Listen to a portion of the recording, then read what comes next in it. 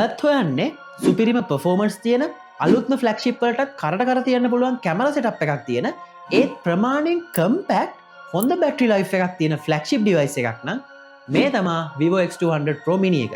ඔව් මේක අලුත්ම iPhone 17 Pro Max එක S25 Ultra එක වගේ ඩිවයිස් එකක් කරට කර තියන්න පුළුවන් කැමරා එක පර්ෆෝමන්ස් ඒ විතරක් නෙමේ බැටරි ලයිෆ් එක පැත්තෙන්. ඔව් මේ ස්මාර්ට්ෆෝන් එකේ තියෙන්නේ 5700 mAh තරම් ලොකු බැටරි කැපැසිටි එකක්. හැබැයි මේක කම්පැක්ට් ඩිවයිස් එකක්. අලුතෙන්ම iPhone 17 Pro Max කියන ඒගොල්ලන්ගේ ෆුල් සයිස් ෆ්ලැග්ෂිප් එකේවත් තාමත් අපිට මේ තරම් බැටරි කැපැසිටි එකක් බලා ගන්න පුළුවන් කමක් නැහැ. ඉතින් මේක සාමාන්‍යයෙන් ඔයාලට රුපියල් 1,50,000ක් වගේ මුදලකට සෙකන්ඩ් හෑන්ඩ් මාකට් එකේ මිලදී ගන්න පුළුවන්.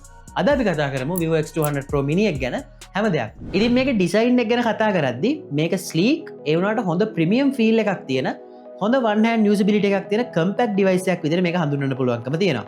මේකේ back එක ටිකක් matte finish එකක් වගේ තියෙන glass එකක් තියෙන්නේ. ඒ වගේම මේකේ frame එක සම්පූර්ණයෙන්ම metal. මේකත් ගොඩක් smooth finish එකක් දීලා තියෙනවා. ඒ වගේම මේකට IP69 water and dust resistant certification එකක් ලබා දීලා තියෙනවා.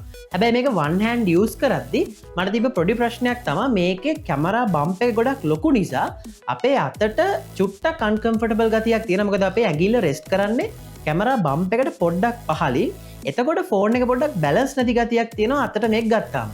ඒ ඇරුණාම මේක සෑහෙන හොඳ one hand usability එකක් තියෙන device එකක් විදිහට හඳුන්වන්න පුළුවන්. ඉතින් මම කලින් කිව්වත් වගේ මේක compact phone එකක් වුණාට මේකට 5700 mAh තරම් බැටරි එකක් තියෙනවා. 90 watt දක්වා fast charging මේකට support කරනවා. ඉතින් මේකට හේතුව තමයි මේගොල්ලෝ මේකට පාවිච්චි කරලා තියෙන්නේ silicon carbon battery එකක්. ඉතින් ඒකෙදී අපිට ගොඩක් අඩු ඉඩකදී ලොකු battery capacity එකක් ගබඩා කරගන්න පුළුවන්කම තියෙනවා. විශේෂයෙන් ගොඩක් කම්පැක් ෆ්ලැග්ෂිප් ෆෝන් වල තියෙන අඩුපාඩුවක් තමයි ඒ වගේ එක්ක කැමරා එක අඩුපාඩුවක් එක්ක බැටරි එක එක්ක පර්ෆෝමන්ස්. විශේෂයෙන් iPhone 17 Pro එක ගත්තොත් මේකේ හැමදේම Pro Max එකේ ලෙවල් එකට තියෙනවා. හැබැයි බැටරි එක අඩුම තරමේ අපිට 5000 වත් නැහැ. මොකද ඔයා දන්නවා Pro Max එකෙත් තියෙන්නේ 5000 වගේ.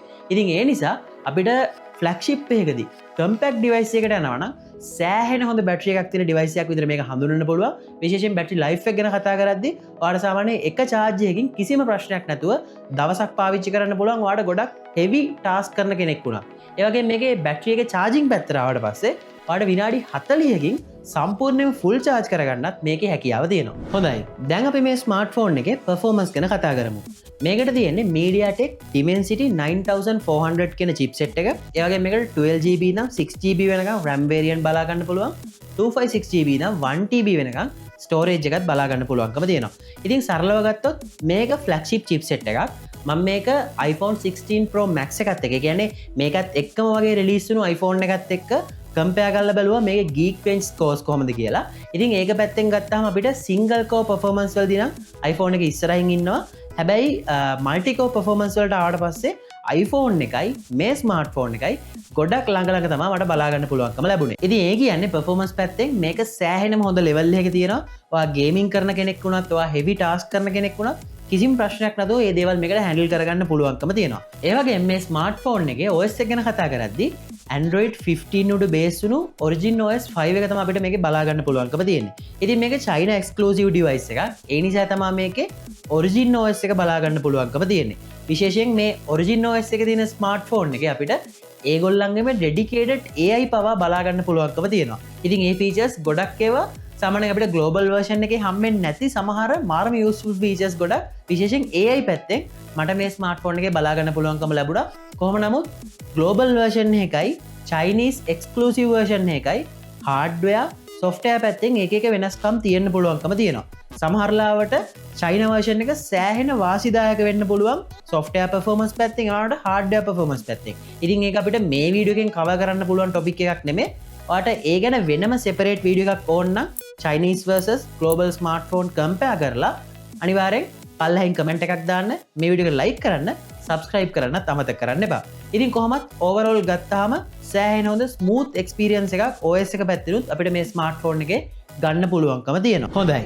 දැන් අපි මේ smartphone එකේ impressive part එක camera setup එක ගැන කතා කරමු. මේකට තියෙන්නේ 50 megapixel f1.6 aperture එකත් එක්කන wide lens එකක්, 50 megapixel f2.6 aperture එකත් එක්කන periscope telephoto lens එකක්.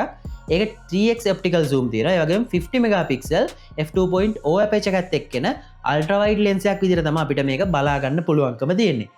ඉතින් කැමරා setup එක ගැන කතා කරද්දී මට හිතන විදිහට ලේටස්ම ෆලක්ෂිප් ස්මාර්ට ෆෝන් එක වුණත් කරට තියන්න පුළුවන් විදිේ කැමර සටප් එක අපිට මේ ස්මාර්ට ෆෝන් එක ලබාදීලා තියෙනවා විශේෂෙන් මේක ටෙලිෆොටෝ කැමර එක මං හිතන විදිහට iPhone 17 Pro Max එක Samsung S25 Ultra එක වගේ ඩිවයිස් එක බලද්දි සෑහෙනම හොඳ ලෙවල් එක ටෙලිෆොටෝ කැමර එකක් මේකේ තියෙනවා ඒ වගේ මම මේක iPhone 17 Pro Max එකත් එක්ක කම්පෙයාර් කරලා බැලුවා එතනදිත් මේකේ රිසල්ට් හිතාගන්න බැරි ලෙවල් එක තියෙන්නේ ඒ වගේ මේකේ පෝර්ට්‍රේට් පැත්තට එනකොට විශේෂයෙන් නයිට් පෝර්ට්‍රේට් පැත්තට එනකොට මේ ෆොටෝස් නම් සමහරලාවට කෙනෙක්ට කියන්න බැරි ලෙවල් එකට ඒ කියන්නේ මේක ස්මාර්ට් ෆෝන් එකකින් කැප්චර් කරාද කියලා හිතන්න බැරි ලෙවල් එකකට මේකේ ඩීටේල්ස් ඒ වගේම කලර්ස් ඒ වගේම ලයිට්නින් සෑහෙන හොඳ මට්ටමක තියෙනවා ඒ වගේම මේකේ නොයිස් කන්ට්‍රෝල් සෑහෙනම හොඳ මට්ටමක තියෙනවා හැබැයි මේකට හේතුව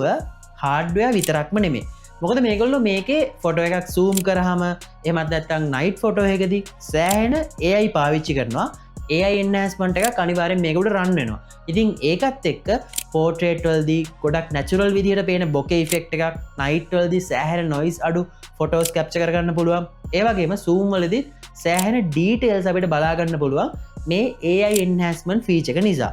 ඒ වගේම ultra wide එක පැත්තට ආවට පස්සෙත් මේක කිසිම වෙනසක් නැහැ.